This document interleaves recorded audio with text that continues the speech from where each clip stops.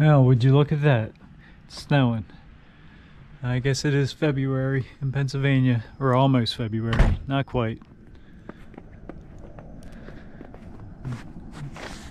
Got about an inch so far. Let's get inside and get to work. I know we got some packages today. What's going on, guys? This is Danny from Slow Restoration, and we are in the Finding Fast Motorsports garage.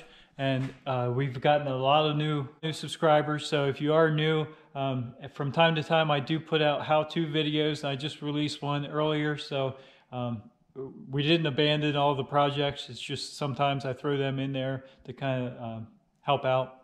So anyway, we're in here and we did get a bunch of packages today. So let's get these open and see what we have here. This one already cut the tape. Box inside a box.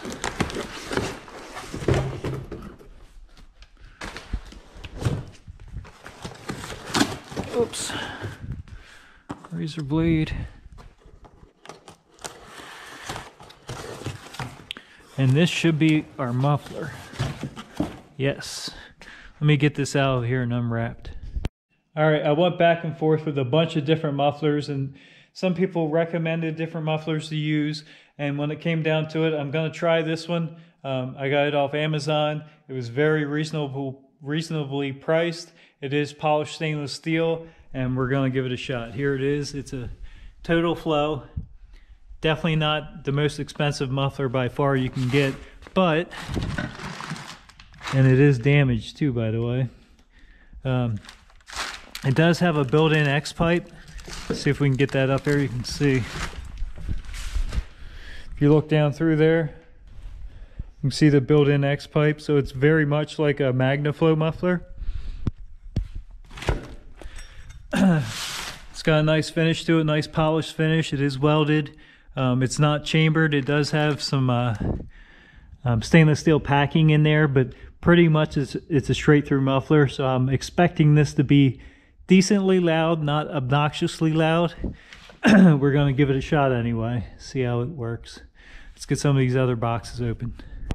I am still kind of losing my voice a little bit, guys, so I apologize for that. But next box, there's a box inside a box also, but it is also a polished stainless piece, and it's actually a new X pipe. Of course, it's taped up. Get it out of here. It's polished stainless, like I said too. The one we've been using for mock-up is pretty much the same piece, but it was aluminized and it wasn't polished. So these are very reasonable. So I just picked up a polished stainless version of it. It should look, it'll match the rest of the exhaust system. So we got that, and one more box here. And these are our shocks. I believe these are the front shocks. I got two back coming too, but they'll be here later on. We did get the Bilstein, however you want to say it. And they are, these are kind of factory replacement for the ZQ8 on the S10 Lsxtremes. So it should be a nice ride. So we have muffler, X-pipe, shocks, and we got these a while ago. I don't think I ever actually showed them. These are the sport mirrors. They're a lot better look. They're the small.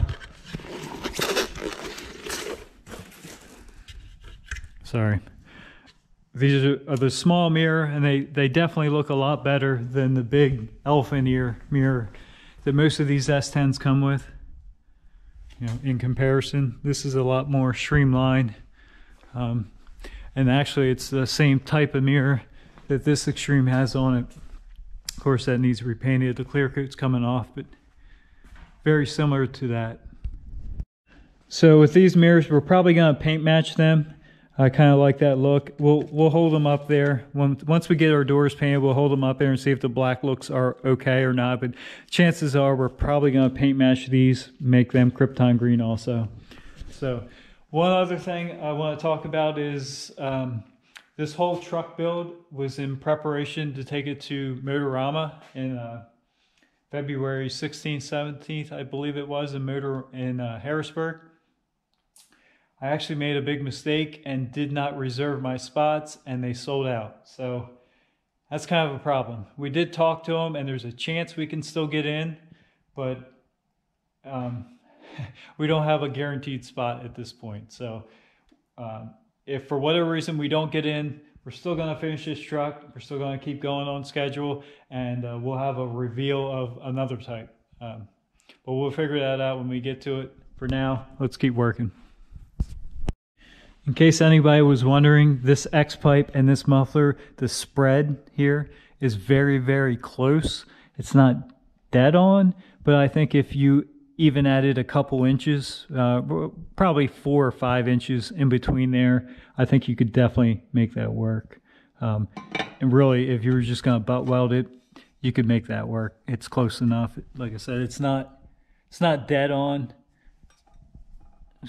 See if you can see that or not, but it's definitely close enough you can make it work. And it's kind of redundant. I'm still going to run this X pipe in the front, but this muffler does have a built-in X in it, like I said. But for now, we're gonna give this a shot, see how it sounds. If it's not loud enough, we might just take this muffler out. Honestly, it was for the price.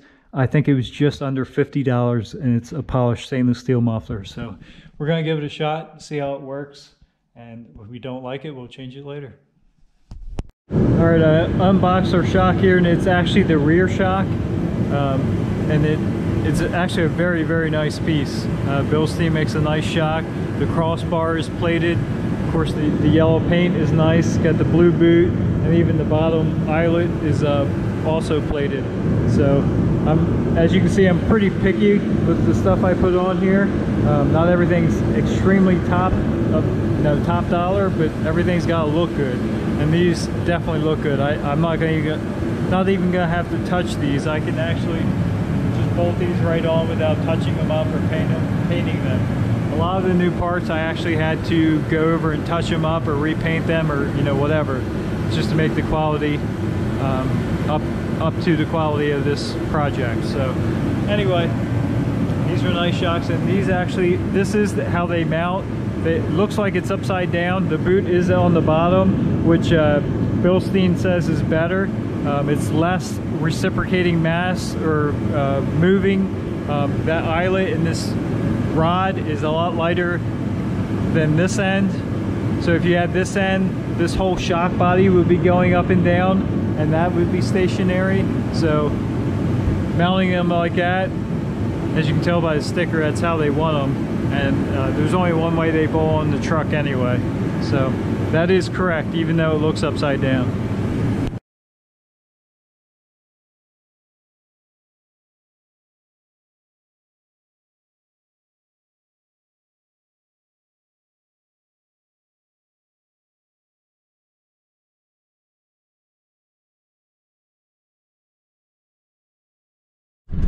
Alright guys, we got our driveway shoveled. Now we're off to shovel some other people's driveway. Roads are pretty bad, as you can see, but we're just going to take our time and get there in one piece.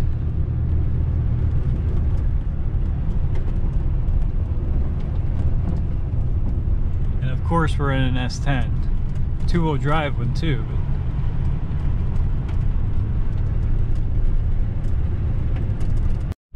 Some winter weather, slick driving conditions advice. You just take your time. Obviously the roads are covered in snow and it's fairly slick out.